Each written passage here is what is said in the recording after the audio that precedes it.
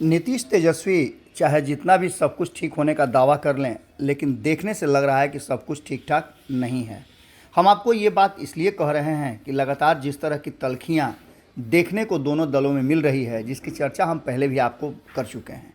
हमने आपको पहले भी चर्चा में बताया है कि किस तरह से आज से 8 महीना पहले भारतीय जनता पार्टी और नीतीश कुमार के बीच में सामंजस्य की कमी हो गई थी।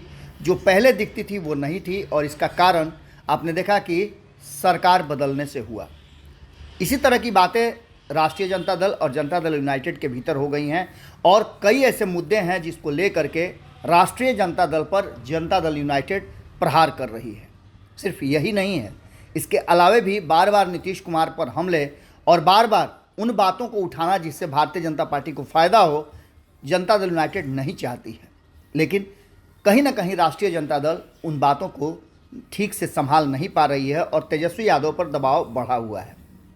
ऐसा ही एक नज़ारा कल देखने को मिला जब विधान परिषद में सवालों का जवाब देने के लिए पहुंचे शिक्षा मंत्री चंद्रशेखर एक दिन पहले भी मीडिया से बातचीत करते हुए खूब रामायण पर ज्ञान दे रहे थे, और उन्होंने कहा कि उनके पास कैसे कैसे रामायण के पुस्तक हैं। इन सारी बातों को रखते हुए उन्होंने यहाँ तक कह दिया था कि डिबेट भी हम करना चाहते हैं, जिसमें है रामायण की जानकारी वो डिबेट करें।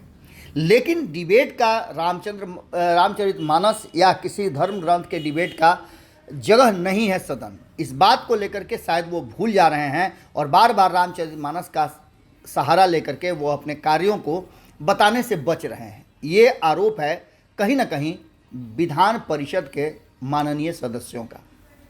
मंगलवार को विधान परिषद में काफ़ी फजीहत हो गई चंद्रशेखर की, जो शिक्षा मंत्री हैं। रामचरितमानस की कुछ पंक्तियों को लेकर उन्होंने आपत्ति जताई थी, उसको लेकर खूब राजनीति हुई। बिहार और बिहार के बाहर कई राज्यों में अब इस बात की चर्चा है कि बिहार में किस तरह से रामायण और रामायण से जुड़े हुए चीज़ों की चर्चा हो रही है। अब इन सारी बातों को लेकर के जैसे ही वो अपने विभाग की बातें रखने के लिए हाजिर हुए, उन्होंने रामायण पर बात शुरू कर दी, और इसको लेकर के जनता दल यूनाइटेड के एमएलसी और मुख्य प्रवक्ता नीरज कुमार ने उसका विरोध कर दिया, और इसके बीच पूरा मामला ही उलझ गया। शिक्षा मंत्री चंद्रशेखर रामचरितमानस को लेकर कुछ बोलना चाह रहे थे। इस पर जेडीयू के एमएलसी नीरज कुमार ने कहा कि प्रोसीडिंग का पार्ट मत बनाइए, अगर यह बनेगा तो फिर हम भी पूछेंगे कि राजा टोडरमल ने कब रामायण लाया था। नीरज कुमार ने कहा कि हम लोग संविधान की चर्चा करें कि रामायण महाभारत और कुरान में फंसे रहें। चंद्रशेखर सब कुछ सुनते रहे और इसके बाद भी वो नहीं रुके। वहीं आपको बता दें कि इस पूरे मामले पर विधानसभा के अध्यक्ष को भी संज्ञान लेना पड़ा और उन्हें हस्तक्षेप करना पड़ा। नीरज कुमार ने अपनी बात खत्म की तो आरजेडी के एमएलसी सुनील सिंह खड़े हो गए और उन्होंने भी चंद्रशेखर को खूब सुनाया। ये मामला ऐसा हो गया कि चंद्रशेखर पूरी तरह से घिर गए। चंद्रशेखर से कहा गया कि आपका जो ज्ञान है और व्यापक सोच है, उससे कोई और किसी बिहारी को कोई फ़ायदा नहीं होने वाला है।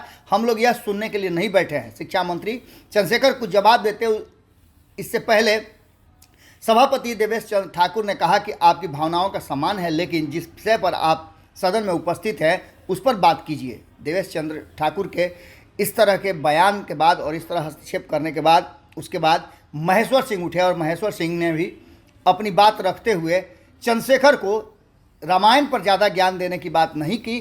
कहा कि अगर उस पर डिबेट करना है तो आप सदन के बाहर कर सकते हैं, और आप यहाँ शिक्षा को लेकर के शिक्षा मंत्री के रूप में आए हैं, तो ऐसा है कि आप शिक्षा पर ही अपने सवालों का जवाब दें।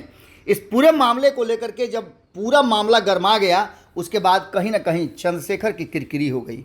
इन सारी बातों को लेकर के ऐसा लगता है कि कहीं ना कहीं चंद्रशेखर के इस बयान के बाद मामला गर्माता हुआ दिखाई दे रहा है।